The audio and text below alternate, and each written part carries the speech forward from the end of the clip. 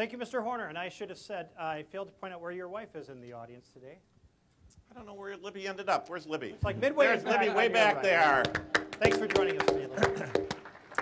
Senator Dayton, your 3-minute opening remark. Well, this is a remarkable turnout. Now I understand why it took longer to get into the parking lot this morning than it will to the State Fair in a couple of hours. I thank you for your interest. I thank General Mills for hosting us all today, one of the truly great Minnesota companies, one of those that has been such an outstanding corporate citizen, and I certainly want to pay my respects to George and Sally Pillsbury. Pillsbury now being a part of the General Mills family. Charles Pillsbury, their son, was my best friend growing up, and now in the interest of full disclosure, they both informed me they're supporting Mr. Horner for governor, which is... And as I told Mark, when Sally is on your side... As are some of my cousins, both because they probably disagree with some of my philosophy and also because they've known me longer than anyone else. Their son George was my brother's good friend growing up, and just to show that it runs in the family, one day we were serving pancakes for Saturday morning breakfast at our house, and young George came into the kitchen to make sure we were using Pillsbury flour before he'd eat any, and fortunately we were. But this election is about the future of Minnesota. We all agree on that. It should be about the future of our state, for ourselves and for our children and our grandchildren. And the Minnesota that was described as the Minnesota miracle, a state that was successful for the private sector, where we had excellent services in the last 20 years, and I would point out that that is not under a DFL governor during that time, has really hit bumps in the road. We still have tremendous people all over this state, but they're not employed. We still have people all over the state that are trying to get into colleges and universities in the state and finding them unaffordable because of high tuitions, among the highest in the country. We have young people growing up here that are consigned now to going to school only 4 days a week because the school districts cannot afford to provide school 5 days a week in overcrowded classrooms. I taught my first year out of college in a public school in New York City on the Lower East Side. I've always said it was the toughest job I ever had. And I learned one thing very quickly. It takes a lot of skill and dedication to become a good teacher. And secondly, I learned you cannot reach individually 32 children in a classroom.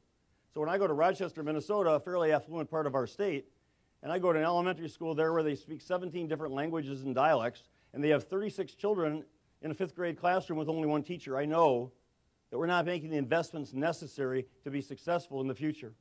When I was Commissioner of Economic Development back under Governor Rudy Perpich, I would ask businesses, in an era of progressive taxes in this state, why are you locating, why are you expanding here in Minnesota? And the answer was always, number one, well-educated, hardworking, productive citizens. That's been the key to our success in the past. It's the key to our success in the future in this global economy.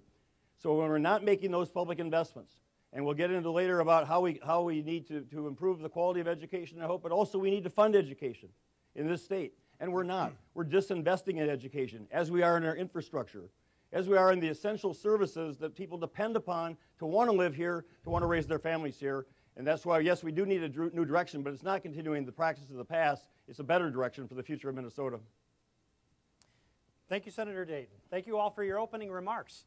We have a series of pre-planned questions today, and we're going to start out with the heavy question relating to the state budget deficit. Our candidates are actually probably sick of answering this question, but it is an extremely important question, so we'll start out with that.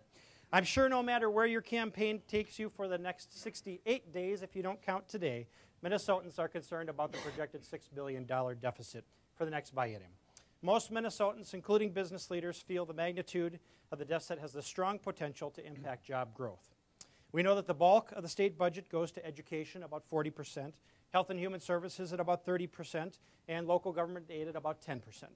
We know in the area of revenue that about 36% comes from income taxes, 24% from local property taxes, and about 20% from sales taxes. As governor, which areas would you look to cut spending and/or increase revenue as you make tough decisions about the state's budget, and how does government service redesign fit into those plans? For this first question, we'll start out with Senator Dayton. 2 minutes, is that correct? 2 minutes, correct. Well, I've set forth a plan. Some may not agree with it, but it's a straightforward plan, and Mr. Horner, to his credit this week, did so the same. We have some honest disagreements. I want to raise revenues primarily by making the income tax more progressive, asking the richest Minnesotans to pay their fair share of taxes, as they did under Governor Arne Carlson, and have not since. Mr. Horner wants to raise the sales tax on clothing and on an unspecified number of services, which I assume would have to include legal services, accounting services, haircuts, and the like. I hope you'll spell that out soon. Representative Emmer, we're still with 68 days in county waiting for your plan, sir. I hope you'll present it here today. You know, if you are running a business, we're hiring one of us to be your CEO, and your business, we're looking at a projected 16% operating deficit over the next 2 years, I don't think you would hire somebody who wouldn't tell you what his plan was. And I think it's long past due where we should receive that plan and specificity of where those cuts are going to be made. As you pointed out, 95% of the state budget, 48% actually goes to education, 30% to health and human services, much of which is mandated, most of which is needed by our citizens, much of which goes to senior citizens, 9% to property tax relief and local government aids, 5% to public safety, 3% to debt service. That's 95% of the state budget. So anyone who pretends that they're going to be able to eliminate $3 or $4 or $6 billion without having significant negative effects on the people of Minnesota, I think, frankly, is not being forthcoming. Do we need to redesign government? Absolutely. And I hope we'll get into some of the redesign in terms of reducing the amount of duplicative and triplicative reporting requirements, the paperwork, the overlapping jurisdictions of government. I intend to dig in from day one and streamline government, make it more responsive, make it more effective, make it more responsible to the citizens of this state.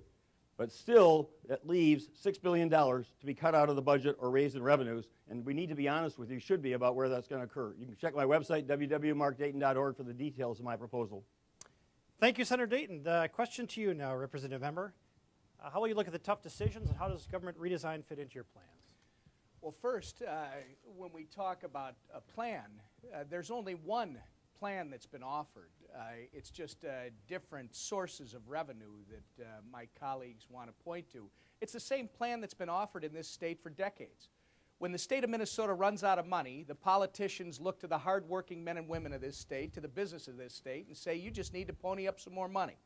That's exactly what the plan is. In the case of Senator Dayton, his plan is to tax the middle class. And in the case of my colleague, Mr. Horner, his is to spread it out across everybody. Now, let's talk about redesigning government before we just simply practice the same old, worn-out, time-old plan of tax and spend government in Minnesota. The Minnesota miracle, if you will, of the 1970s, that was a tax and spend model. People need to understand in this state that, guess what? Government right now, out of our general fund, is spending roughly $30 billion. We will have almost $3 billion more in revenue next biennium.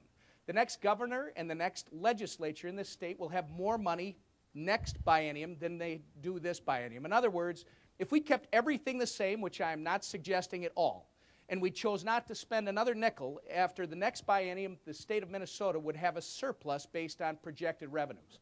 The $6 billion deficit comes from the fact that government's not satisfied with a 7% raise.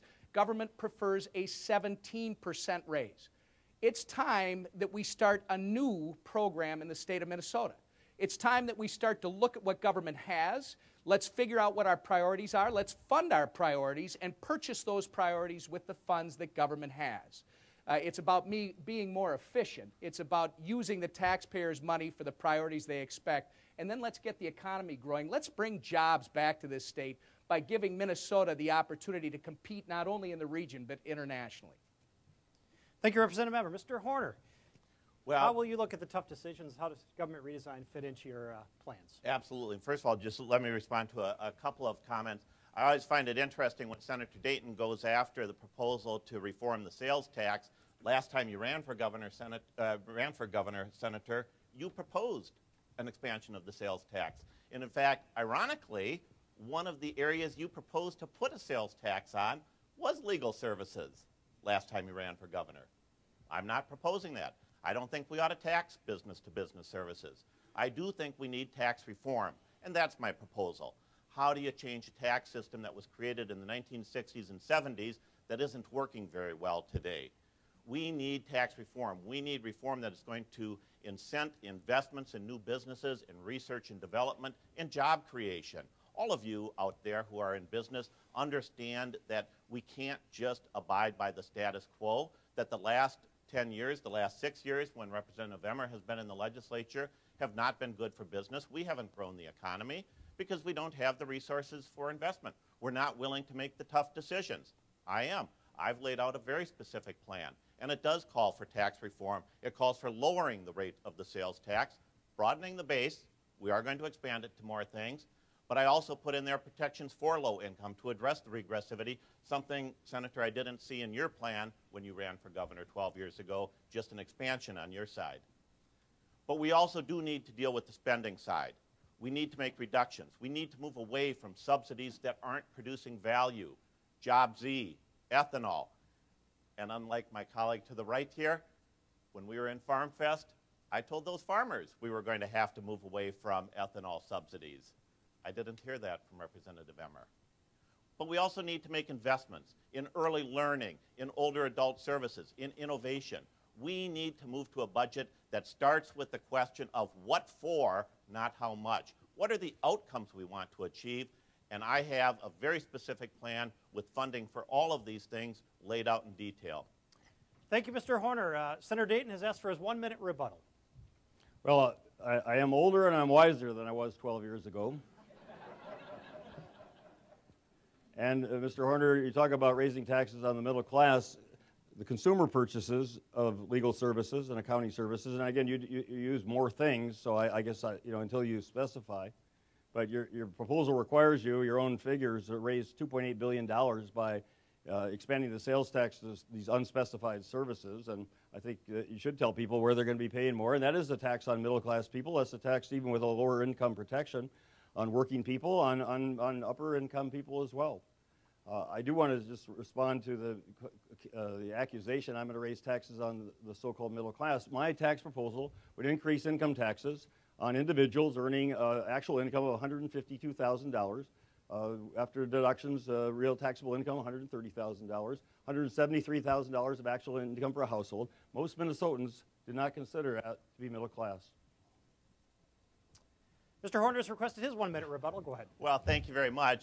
And I'm glad to see that Senator Dayton has gotten a lot wiser, because he also has changed from his previous gubernatorial contest when he supported employer mandates for health insurance to force small businesses to purchase instead of true reform. He also now says that he's for a stadium. Last time he ran for governor, he wasn't for a stadium. So I'm glad to see, Senator, that you've gotten a lot wiser in your intervening 12 years. But let me also just point out the distinction. Senator Dayton says that he's going to tax wealth. No, he's not. He's taxing income. And there's a very big difference. We took a look at what does it cost, what does it take for somebody to have a taxable income of about $150,000. That couple is paying $50,000 in taxes already. When you take away the mortgage, investments in insurance, in IRAs, in college education, costs, frankly, Senator, that you don't have to worry about, that family doesn't have wealth. That family has about $20,000, $25,000 left over in discretionary income. That is the middle class, Senator. That is the family we should be supporting and embracing. Thank you, Mr. Horner. We will move on to our second question. It's a bit of a technical question, but it reinforces the fact that the business community believes that the state needs to make strong investments in our infrastructure for us to be strong. It's a question relating to the state bonding bill. Well, traditionally, the legislature would not take up a bonding bill in this next legislative session. There seems to be an appetite in the House and the Senate to do so. What is your position on the size and the scope of future bonding bills for the state, including important projects such as the TwinWest-supported Southwest Light Rail line and other capital improvement projects that support strong communities and vital commerce? For this question, we'll start out with Mr. Horner. Well, thank you. I mean, I think our investment in the infrastructure is one of the most important things we need to do in Minnesota. And that has been abandoned in the 6 years that Representative Emmer has been in the legislature. Representative Emmer has voted against every single bonding bill that has come before the legislature. That's a travesty. We do need to make investments. I've proposed that in 2011, in the context of a responsible budget, again, all of it detailed where the investments are coming, where the cuts are coming, that we ought to have a bonding bill in the neighborhood of about $400 million. Money that we can invest in road improvement, money that we can invest in bridges, money that we can invest in economic assets that are going to grow our future. And we do need to look at transit options. We do need to make sure that we are a state that offers a variety of ways in which people can move to jobs, in which we can get folks not just in the metropolitan area